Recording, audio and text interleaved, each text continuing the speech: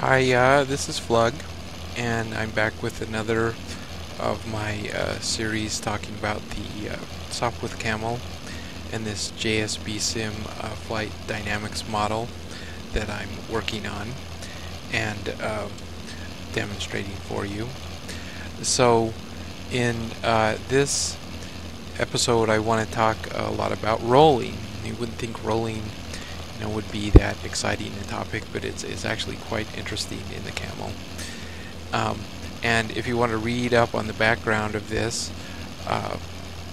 look again in the documents folder that comes with the JSBSim version of the Camel, and it'll be linked in the description of this video.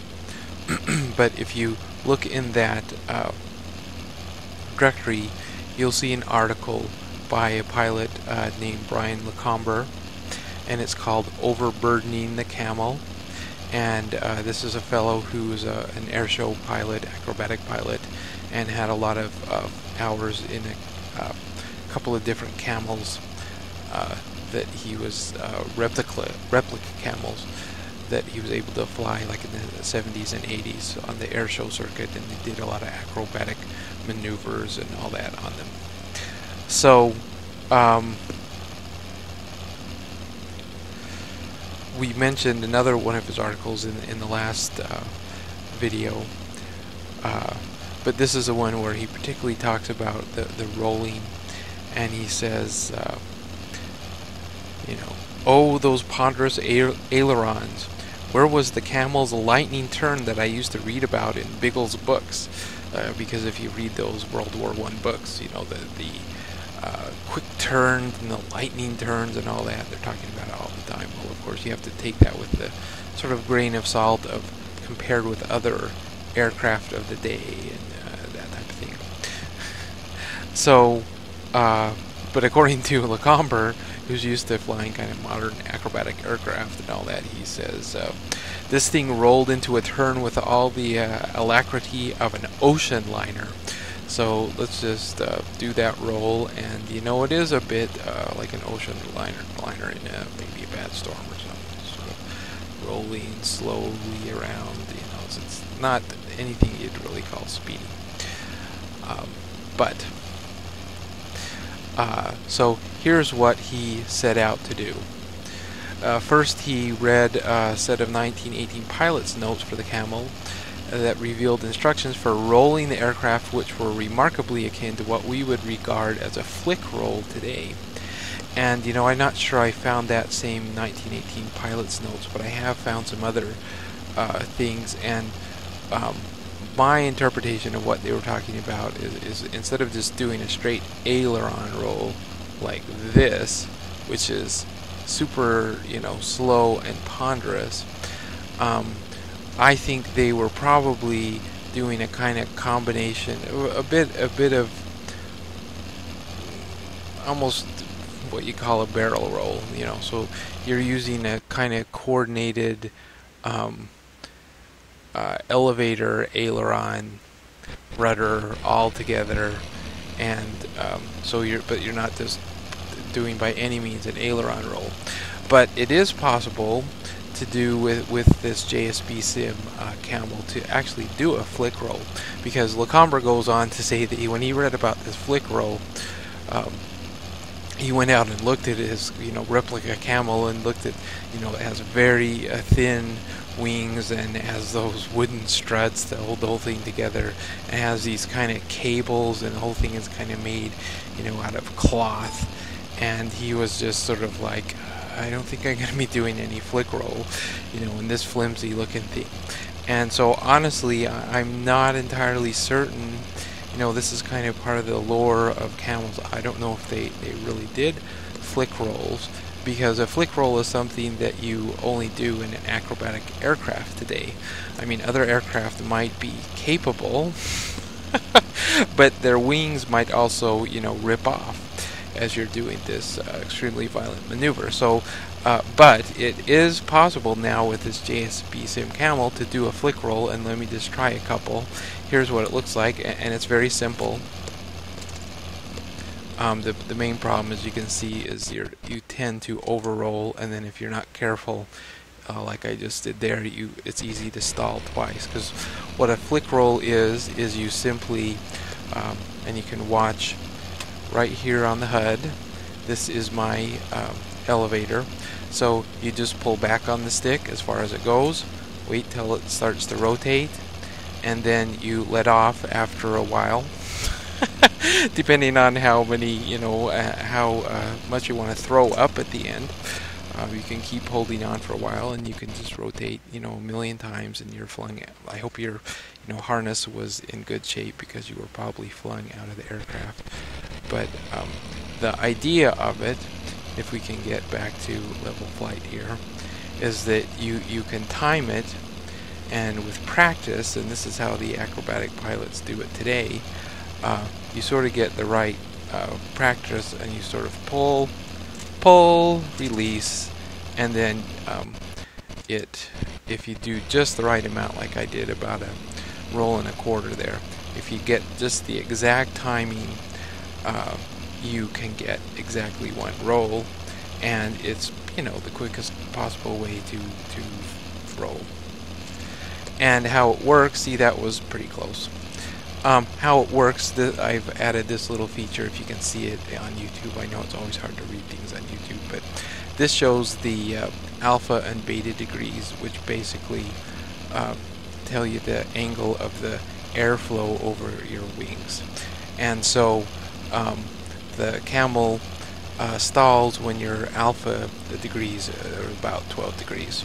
So if you just get in level flight here and you pull back the stick as hard as it goes, you immediately stall, and in the Camel, when you stall, you immediately go into a turn, and that's because aerodynamically speaking, if you're yawing in one direction, the one wing will stall and has all this drag, and the other wing still has lift and not nearly as much drag, and so you basically pivot around the wing that's stalling. Well, how you do a flick roll like in an acrobatic plane is you pull back the stick, and you also simultaneously put on hard right or hard left rudder, and then you will roll in whichever direction you put the rudder in. Well, you'll notice the Camel only flick rolls in the one direction, and you can experiment when I release this new version that does these flick rolls and has a much better stall and spin characteristics, more realistic. But no matter how much left rudder you put on, I'm trying it, that was full left rudder, nothing, it still goes to the right. And the reason is because of this gyroscopic moment of the engine. When you pull back hard on the stick, it doesn't do it when you go slow, but if you pull back hard, it's exactly the same as also putting hard right rudder. You get this yaw to the right when you pull back hard. And so let me do one more flick roll, and if you look carefully as I do it, you'll see the nose yaw to the right as I pull up. See that yaw to the right? And so that is so strong you actually can't, because you're pulling back very violently, and the faster you pull back the stick, the stronger that yaw to the right is due to the gyroscopic effect. And so your rudder, or even as we talked about last time, like if you were to put on this awe-inspiring adverse yaw from the ailerons, you can't possibly get enough yaw going to overcome that gyroscopic yaw. So it only rolls one direction, and that's the direction that the engine tells it. So it's quite a clever maneuver if you can get the hang of it, because it's definitely the quickest way to roll, like in that case 1.5 times. And you could use that in combat, and it would be very effective, and you'd have to be careful not to do what I just did, which is to get into a secondary stall. That was something that the Camel pilots and handbooks all warned about. Anytime you're in a stall with the Camel and you come out of it, be careful, because it's easy to get into a second one right away. Okay, so that's the flick roll, and as Lacombe says, you know, you certainly can do a flick roll in Flightgear. You could try to do a flick roll with a real camel, but the way they have to construct aircraft nowadays that do flick rolls with their wings, you know, the chances of your wings falling off are quite high with a real flick roll. So what Lacombe says is, you know, I most seriously doubted that the radial engine version would execute a flick roll at all, or at least not without shedding important components in the process, such as the wings. It followed then that in World War I, Camel pilots were not really flicking, but inducing some sort of rolling pitching evolution which owed its felicity to the gyroscopic force of the rotary. And now this is a very, very interesting point, because watch this, if I can do it, because this, if you were describing this, would sound much like a flick roll. I'm going to give it full right rudder, then I'm going to pull back on the stick and end up pulling it all the way. But unlike a flick roll, I'm not just going to jerk it back. So full right rudder, pull, a little bit of aileron. Right here I have to ease off the stick or I will stall, and that's very unpleasant, especially when I'm a bit close to the ground. And if I do it right, and notice I was aimed there at the moon, and I would have ended up aimed at the moon again. So it's a complete roll that, see, I'm pretty well at full. Now I'm easing off a little on back stick, so it's not quite full back stick, but it's pretty close. And you can do this whole rotation that way. But now that's to the right. Now what if I try to do it to the left? So I do full left rudder, I pull back, oops, and now I'm going to crash. So it totally relies on the gyroscopic effect of the engine, the fact that when you pull back the stick, you get this nose yawing to the right, and so when you try to do the left, the nose still yaws to the right, and you don't even start to do the thing. Your nose just goes straight up and you stall and you crash like I just did. So this almost certainly is what the World War I pilots were describing when they talk about this kind of flick roll thing that the Camels would do to the right. Full right rudder, pull back, use a little bit of your ailerons, not a whole lot. In this part, be sure to don't pull back too far or you will stall. And let me just show that for you if you do that. But that's a real fast roll. But that's a lot different. Now let me just show you an aileron roll. Okay, I'm just going to do an aileron roll all the way around. And we actually stalled there, and that's why we're spinning. You know, you cannot really do an aileron roll to the right, well, certainly not with the engine running, because you're fighting the torque and you get stuck at the bottom and you do like what we did there and you stall. So this quick roll that they were talking about is this. Now, if I pull too hard here, I'm going to stall, and then I'm in real trouble. You can see if the alpha degrees up there, I was hitting, you know, 20-30 degrees because I pulled back too hard. So this is a really nifty kind of a roll, but it does not rely on stalling and the induced spin through the stall. It actually relies on, you know, don't stall, because if you do stall, you're going to crash it very nastily. So let's start over here, and now let's talk about the next kind of roll that Lacombe talks about. And remember, he was at this point, later he was able to try a Camel that actually had a rotary engine, which, if you remember, is a type where the entire engine rotates right along with the propeller, and the engine weighs something like 300 pounds. So, and the propeller is 9 feet, like 4 inches in length. This huge propeller that rotates at 1250 RPM. You can't see it here because it's invisible due to the spin, but it's big, it's heavy, the engine is heavy, and the gyroscopic moment of the thing is just tremendous, especially considering, let's just zoom out a little bit, the rest of the plane is very light, relatively speaking. It's only about 1,500 pounds fully loaded, and the engine is like 300 pounds of that. And then it's short, so it doesn't have much in the way of surface area or control surfaces that are going to be able to resist the huge gyroscopic effect, because it's so short, and because like these control surfaces, look at those control surfaces on the back, they're very small and not very powerful relative to the engine. So anyway, Lecomber continues that with teeth-gritted practice, I managed to persuade the Camel to perform an elephantine barrel roll. So a barrel roll is actually in a way quite similar to the roll we just did, but here's how you do an actual barrel roll on the Camel.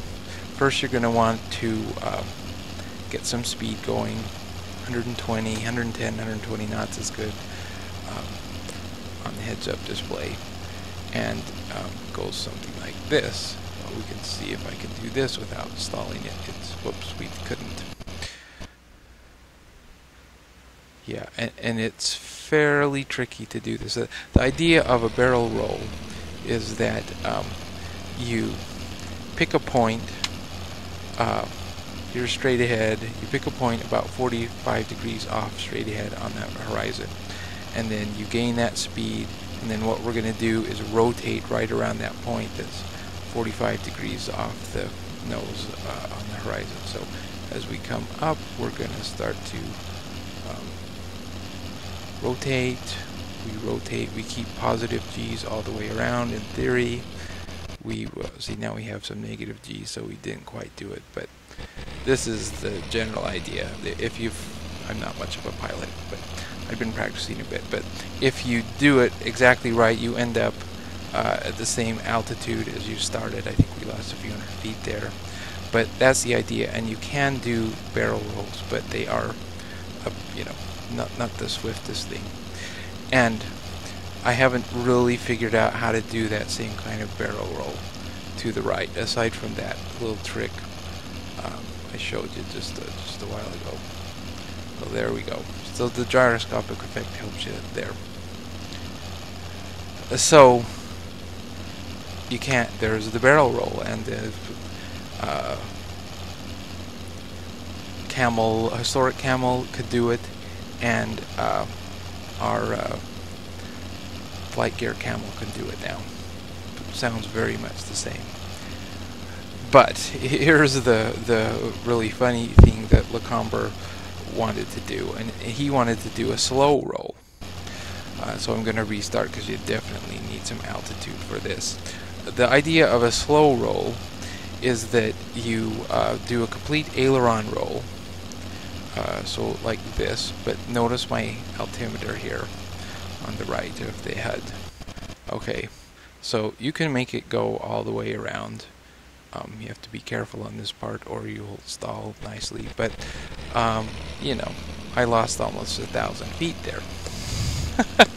So the idea of a slow roll is to be able to do a complete aileron only roll, and keep it level. And so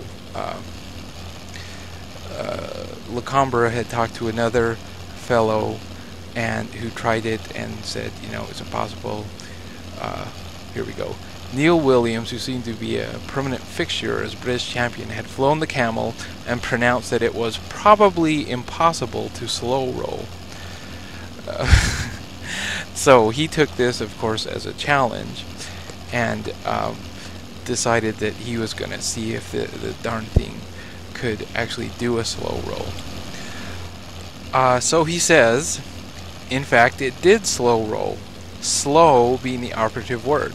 The technique, a generous term for sheer brutality, was to dive the thing to its velocity never exceed, of 145 knots, a velocity it was most reluctant to achieve. Then roll to the left using both hands on the stick to ensure full aileron deflection. If the spade grip didn't chip the woodwork on the left side of the fuselage frame, you weren't trying hard enough.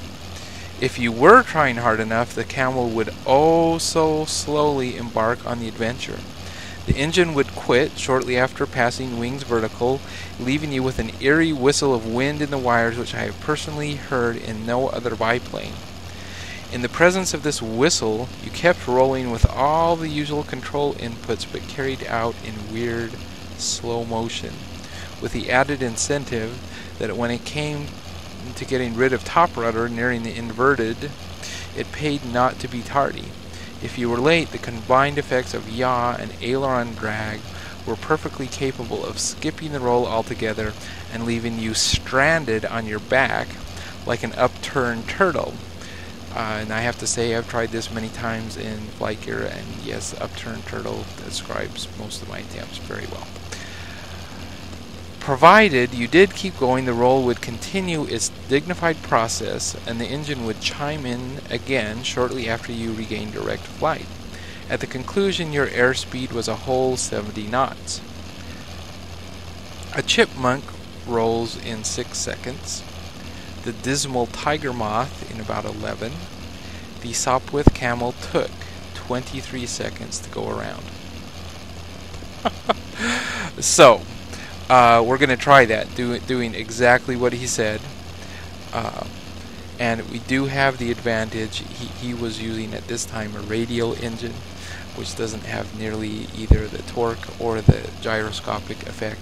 And also, they discovered when they put the real rotary engine in, because they were doubting you know, the speeds and all that the Camels were reported to go, but they said they were astonished when they actually put a rotary, a real authentic rotary engine in with a very long propeller.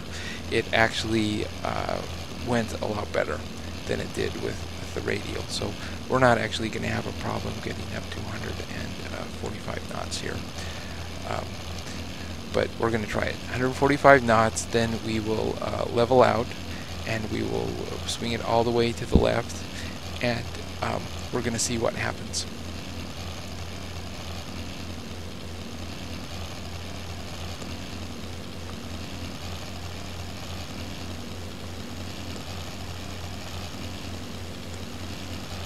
It starts to vibrate. That's an authentic.